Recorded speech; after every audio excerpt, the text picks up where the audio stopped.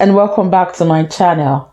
Today I will be discussing a very important topic, a topic that is central to everyone, especially for parents, because we are in a time that is very dangerous.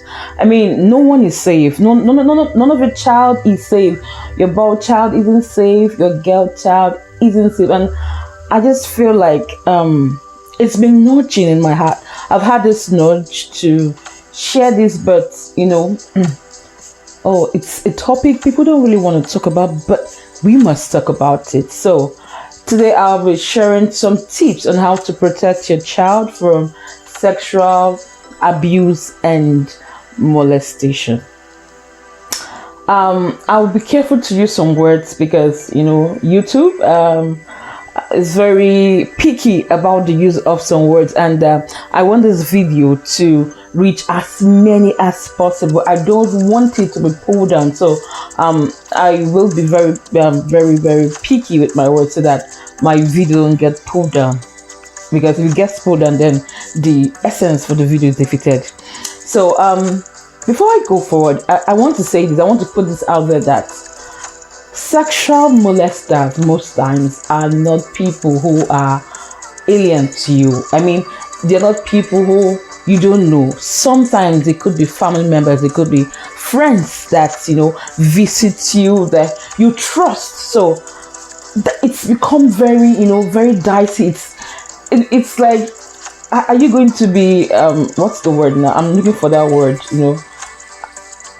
Okay, are you going to be, oh god, what's the word? Like, anyway, I want to put it out there that molesters are really fast. They watch the family of their predators. They watch the dynamics of what happens in your home, and sometimes these are people that you share your family secret with. So it's kind of a dicey situation because you don't really know who is who. Anyway, let's get right into it. Tips on how to protect our children from sexual molestation. Teach your children the proper names of their body parts. I'll put a list of the names of the body parts. Don't use nicknames. Do not use funky names. Use the actual organic names. Teach your children the actual names of their body parts.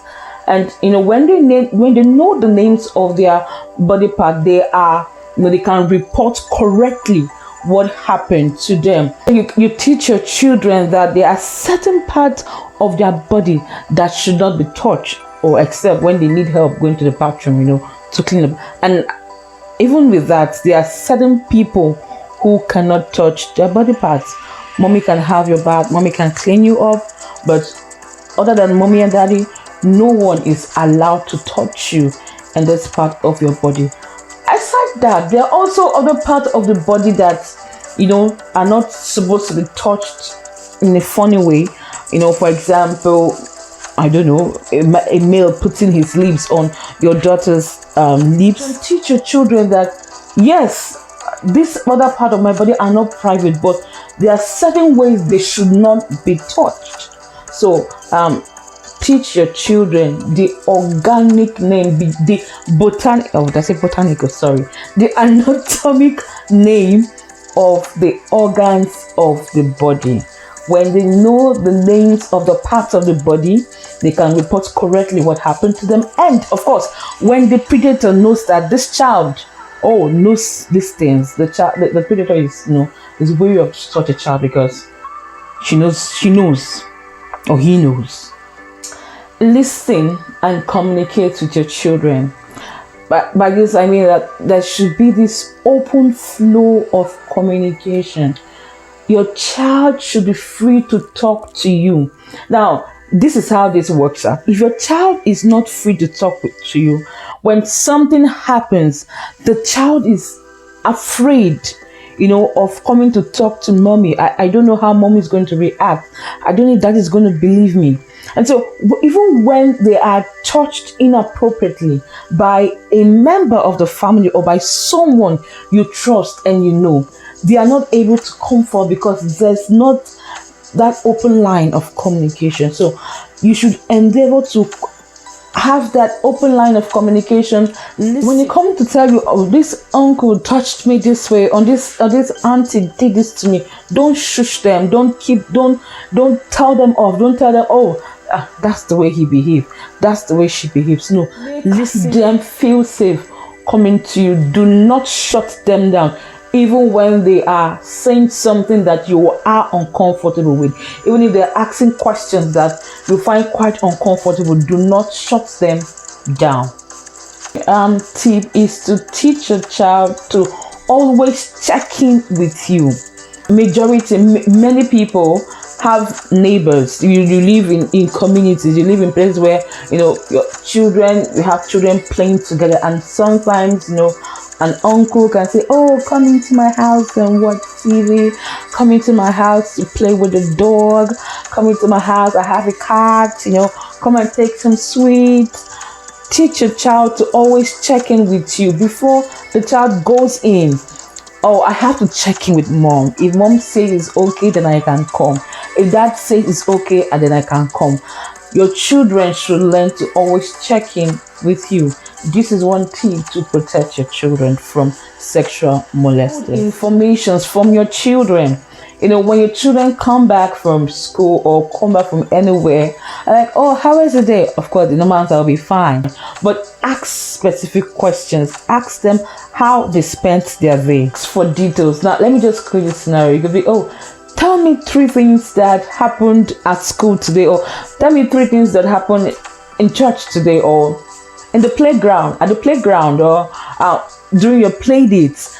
What happened? Tell me what happened, the 3 things that happened. Oh, and I will start first. So let's say this happened in my home. I'm like, oh, today, can you imagine? I forgot my bus. I forgot my wallets in the bus, and I had to go to the bus terminal, and because I had to go to the bus terminal, I almost missed my lunch date with my friends, but I was able to meet them for coffee.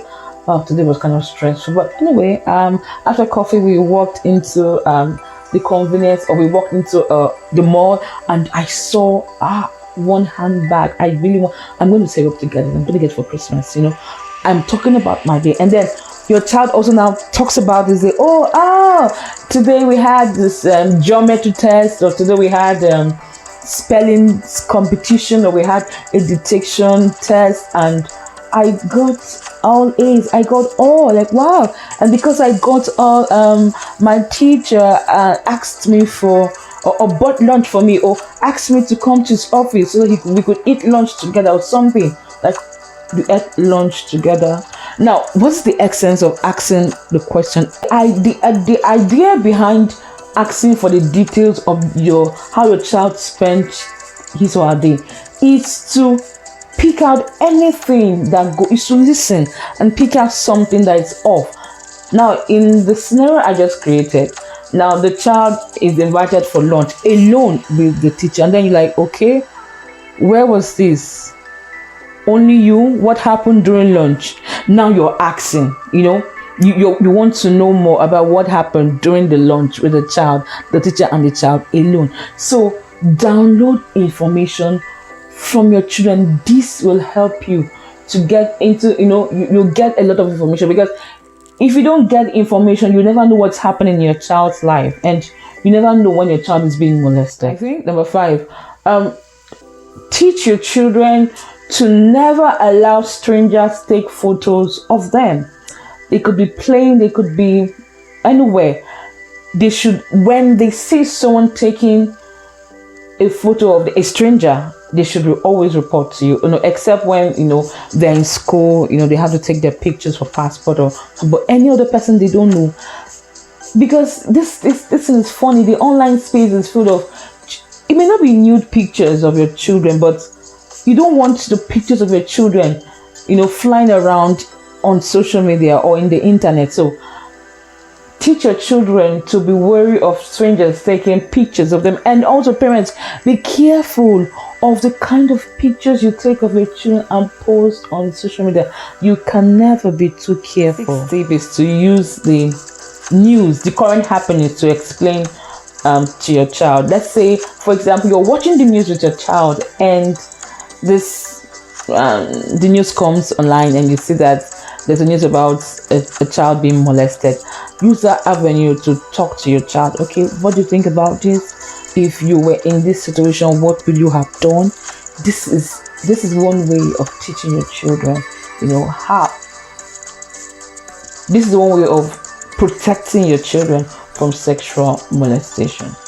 To teach, another tip on how to protect a child is to let them learn the difference between a secret and a surprise. Let's say you are planning a surprise gift for one of your children, a sibling to one of your siblings, and then you tell this child, this is a secret between me and you. Do not tell anyone. Now, instead of using the word secret, you can use the word surprise. It's a surprise for me between you and I. Do not tell anyone about this.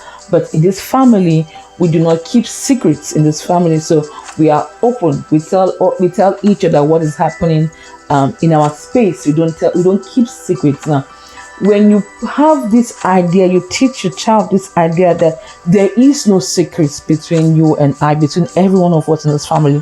When another person or another adult wants to do something awful to your child and say, this is a secret. No, the child already knows at the back of their mind that between mommy and I, between daddy and I, there's no secret. Everyone knows what's happening in each other's space. So in this scenario, the child is able to tell you because he does not have this mind that there is a secret.